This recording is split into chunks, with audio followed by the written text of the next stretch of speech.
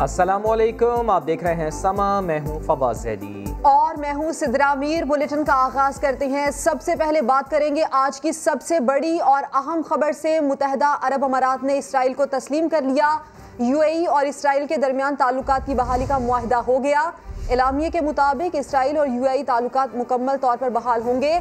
अमरीकी सदर, इसराइली और वज़ीर आज़म और यूएई के वली अहद के दरमियान इत्तेफाक हो गया। इसराइल और मुत्तहिदा अरब अमारात के वफूद चंद हफ्तों में मिलेंगे। एलामिये के मुताबिक इसराइल और मुत्तहिदा अरब अमारात के दरमियान बराह रास्त परवाजें चलाई जाएंगी। सिक्योरिटी, तवानाई, टेक्नोलॉजी और दीगर शोबों में ताउन के मुआहदे होंगे। इसराइल और मुत्तहिदा अरब अमारात अपने ममालिक में एक दूसरे के सिफारत खाने भी खोलेंगे। इस वक्त की सबसे बड़ी खबर है कि मुत्तहिदा अरब अमारात ने इसराइल को तस्लीम कर लिया है। यूएई और इसराइल के दरमियान ताल्लुकात की बहाली का मुआहदा हो गया है। एलामिये के मुताबिक इसराइल और यूएई ताल्लुकात मुकम्मल तौर पर बहाल करेंगे। अमरीकी सदर, इसराइली वज़ीर आज़म और यूएई के वली अहद के दरमियान इत्तेफाक हुआ है। इसराइल और मुत्तहिदा अरब अमारात के वफूद चंद हफ्तों में मिलेंगे। इसके अलावा एलामिये के मुताबिक इसराइल और मुत्तहिदा अरब अमारात के दरमियान बराह रास्त परवाजें भी चलाई जाएंगी। अमरीकी सदर डोनाल्ड ट्रंप ने मुत्तहिदा अरब अमारात और इसराइल के दरमियान मुआहदे को तारीखी पेशरफ करार दिया है। इसराइल और यूएई मुआहदे का ऐलान उन्होंने व्हाइट हाउस से किया है। डोनाल्ड ट्रंप का कहना था कि अमेरिका ने खित्ते में अपने दो अहम दोस्तों को मुत्तहिद कर दिया है। ये मुआहदा खुशहाल और पुरअमन मशरिक़ वस्ता की जानिब अहम कदम है। जबकि फ़लस्तीनी रहनुमाओं ने मुत्तहिदा अरब अमारात और इसराइल के दरमियान मुआहदा मुस्तरद कर दिया। गैर मुल्की मीडिया के मुताबिक फ़लस्तीनी रहनुमाओं का कहना है कि इस मुआहदे से इसराइल को फ़लस्तीन पर कब्जे का इनाम दिया गया है। यूएई इसराइल मुआहदा नामंजूर, फ़लस्तीनी रहनुमाओं ने मुआहदा मुस्तरद कर दिया है। इसराइल को फ़लस्तीन पर कब्जे का इनाम दिया गया है। फ़लस्तीनी रहनुमाओं का इस मुआहदे के ऊपर यह मौक़िफ़ सामने आया है तो फ़लस्तीनी रहनुमाओं ने मुत्तहिदा अरब अमारात और इसराइल के दरमियान होने वाला मुआहदा मुस्तरद कर दिया है। गैर मुल्की मीडिया के मुताबिक फ़लस्तीनी रहनुमाओं का कहना है कि इस मुआहदे से इसराइल को फ़लस्तीन पर कब्जे का इनाम दिया गया है। और यौम आज़ादी के मौके पर सऊदी सफ़ीर ने उर्दू में खुसूसी पैगाम जारी किया है, जिसमें कहा है कि हुकूमत और पाकिस्तानी अवाम को यौम आज़ादी पर मुबारकबाद पेश करते हैं। उन्होंने सऊदी अरब पाकिस्तान दोस्ती जिंदाबाद का नारा भी लगाया। बिल्कुल, और किसी को शक नहीं होना चाहिए कि ब्रदर इस्लामी मुल्क सऊदी अरब से बेहतरीन ताल्लुकात हैं और रहेंगे। मीडिया ब्रीफिंग के दौरान तर्जुमान अफवाज पाकिस्तान ने कहा कि किसी को ब्रदर इस्लामी मुल्क से ताल्लुकात पर सवाल उठाने की ज़रूरत नहीं। आर्मी चीफ तयशुदा दौरे पर सऊदी अरब जा रहे हैं। आगे बढ़ते हैं। सुप्रीम कोर्ट ने कराची सर्कुलर रेलवे की बहाली में तमाम रुकावटें फौरी खत्म करने का हुक्म दे दिया। एफडब्ल्यू को 10 अंडरपासेस की जिम्मेदारी दे दी गई है। किडनी हिल्स और हिल पार्क की जमीन से कब्जा फौरी खत्म कराने का हुक्म भी जारी कर दिया। अदालत ने सिंध सरकार की नाले खुद साफ करने की दरखास्त भी मुस्तरद कर दी। रिपोर्ट करेंगे इरफानुल हक। कराची सुप्रीम कोर्ट रजिस्ट्री में आम मुकदमात की समाअत का तहरीरी हुक्मनामा जारी। केसीआर रूट से तजावजात का खात्मा किया जाए, तमाम रुकावटें फौरी खत्म की जाएं। एफडब्ल्यूओ को केसीआर के लिए 10 अंडरपासेस बनाने की जिम्मेदारी भी दे दी गई। सेक्रेटरी ट्रांसपोर्ट के मुताबिक अंडरपासेस की तामीर के लिए 5 अरब रुपए मुख्तस किए गए हैं, जबकि मंसूबे के लिए 3 अरब रुपए पहले ही जारी किए जा चुके हैं। अदालत ने पाकिस्तान रेलवे को सिंध हुकूमत के इश्तराक से दीगर काम जारी रखने का भी हुक्म दिया। अदालत ने किडनी हिल्स की जमीन पर कायम स्कूल और हिल पार्क की जमीन पर तामीर घरों को फौरी गिराने का हुक्म दिया। कमिश्नर कराची को बाग इब्ने कासिम से मिसमार शुदा इमारत का मलबा उठाने और सिविल एविएशन अथॉरिटी को गैर इस्तेमाल शुदा जमीनों पर सब्जा उगाने के अहकाम दिए गए। अदालत ने कमिश्नर को अशारे कायदीन पर ग्रीन बेल्ट की तज़यीन और आराइश का हुक्म देते हुए कहा कि शोरूम्स और दुकानदारों को फुटपाथ और ग्रीन बेल्ट पर कब्जा न करने दिया जाए।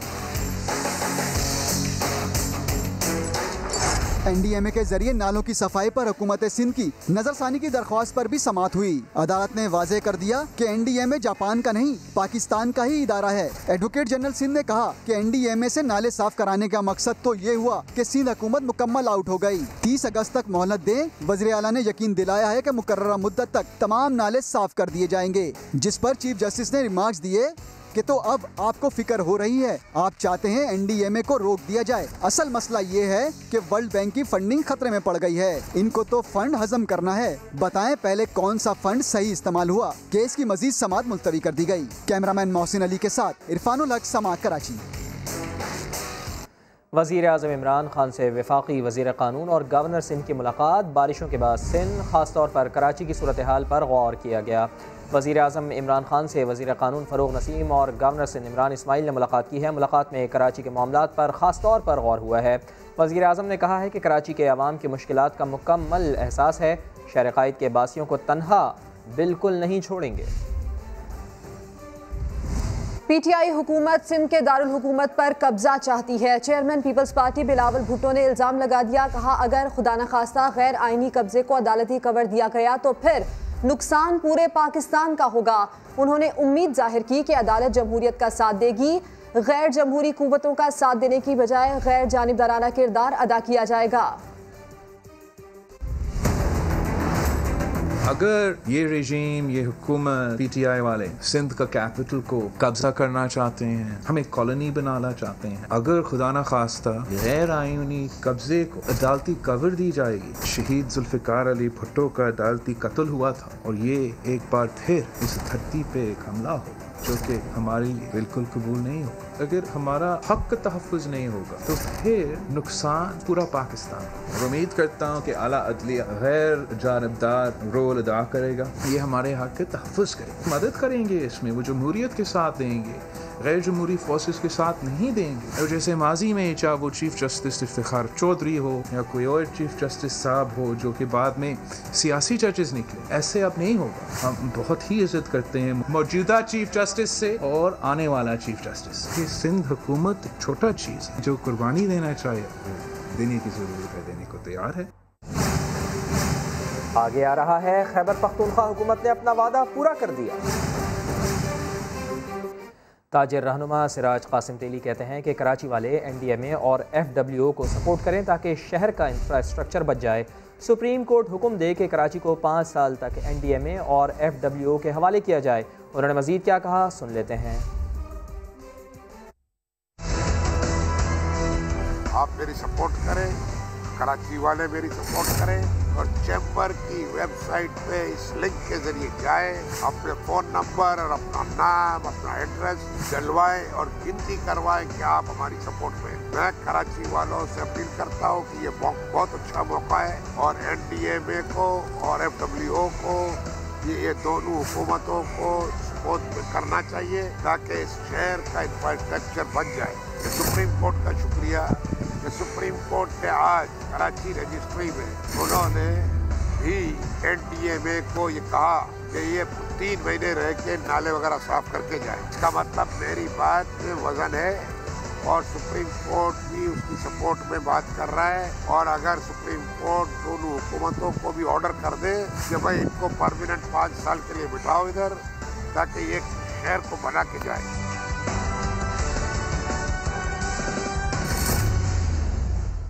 और फर्दे जुर्म लगने के बाद पार्क लेन रेफरेंस में आसिफ जरदारी के लिए नई मुश्किल खड़ी हो गई। नैब रावलपिंडी ने बड़े साहब के खिलाफ नए शवाहिद मिलने पर ज़िम्नी रेफरेंस दायर करने का फैसला कर लिया।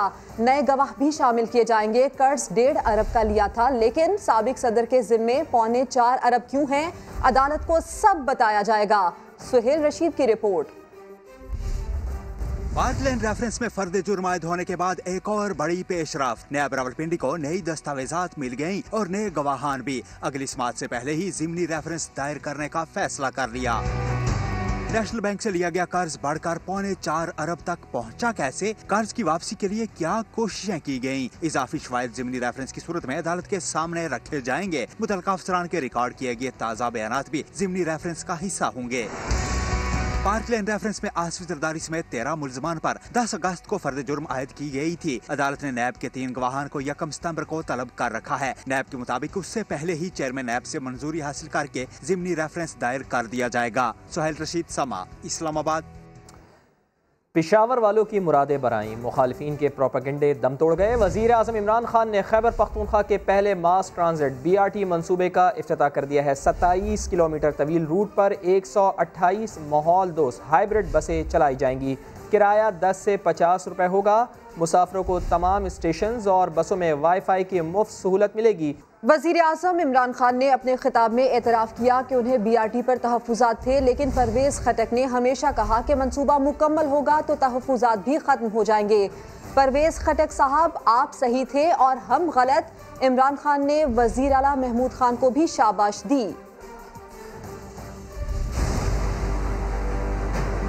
ये पाकिस्तान में सबसे बेहतरीन मेट्रो बस का प्रोजेक्ट है। मैं आज ये ख़ास कहना चाहता हूँ कि मुझे इसके ऊपर रिजर्वेशंस थी। परवेज़ खटक को ख़ास खराज तहसीन पेश करना चाहता हूँ, क्योंकि इन्होंने हमें हमेशा कहा कि जब ये प्रोजेक्ट बन जाएगा तो तब तुम्हें पता चलेगा इसकी अहमियत। तो मैं आज परवेज़ खटक सब की तरफ से, अपनी तरफ से कहना चाहता हूँ कि हम गलत है, परवेज़ खटक आप ठीक निकले।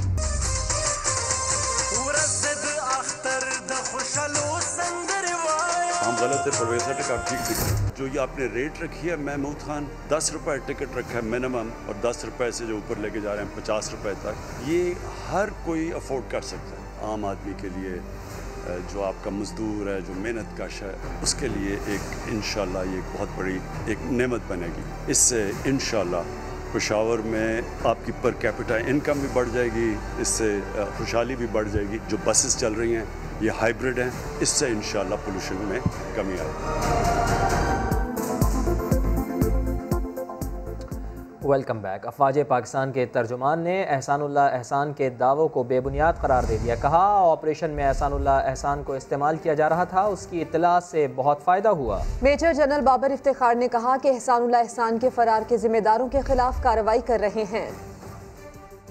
एहसानुल्लाह एहसान के बारे में जो ये कमेंट आया, जो भी एलिजिड ऑडियो टेप जो एहसानुल्लाह एहसान की है और इसके जो क्लेम्स और एलिगेशन हैं, they are absolutely baseless, absolutely baseless. ये एक ऐसे शख्स के क्लेम्स हैं, जैसे कि इंटीरियर मिनिस्टर साहब ने भी एक टाइम पे इसको क्लैरिफाई किया था कि यस, उसने एक ऑपरेशन के दौरान हम उसको इस्तेमाल कर रहे थे और उस दौरान ये एस्केप, एंड हमने जो इतना अरसा उसको यहाँ रखा, उसने जो इन्फॉर्मेशन दी उससे हमें बहुत फ़ायदा हुआ। ख़ास तौर पे जो टेररिस्ट ऑर्गेनाइजेशंस थी कुछ जिनसे उसका ताल्लुक़ रहा था, उनको डिसमेंटल करने में, उस इंफ्रास्ट्रक्चर को डिसमेंटल करने में उसने जो इन्फॉर्मेशन दी उसने हमें बहुत फ़ायदा पहुंचाया। और जो उसके एस्केप के ज़िम्मेदार हैं उनके ख़िलाफ़ तदीबी कार्रवाई की जा रही है। तो उसकी जो एलिगेशंस हैं, जो कुछ वो क्लेम कर रहा है, I will leave it to your best judgement, why is he claiming all that and why is he making those allegations. So that should be it. 5 हो या 500 राफेल, हमें कोई फ़र्क नहीं पड़ता। DG ISPR major general Babar Iftikhar ने भारत को खबरदार कर दिया है। हम साबित कर चुके हैं कि पाकिस्तान दिफा के लिए तैयार है, कश्मीरियों का साथ देते रहेंगे। अहम खबर आप तक पहुंचाएं। बहुत लगा दिए टैक्सेस, बस अब और नहीं। पंजाब काबीना इजलास की अंदरूनी कहानी सामने आ गई। इजलास में टैक्सेस के मामले पर फयाजुल हसन चौहान अपनी ही हुकूमत पर बरस पड़े।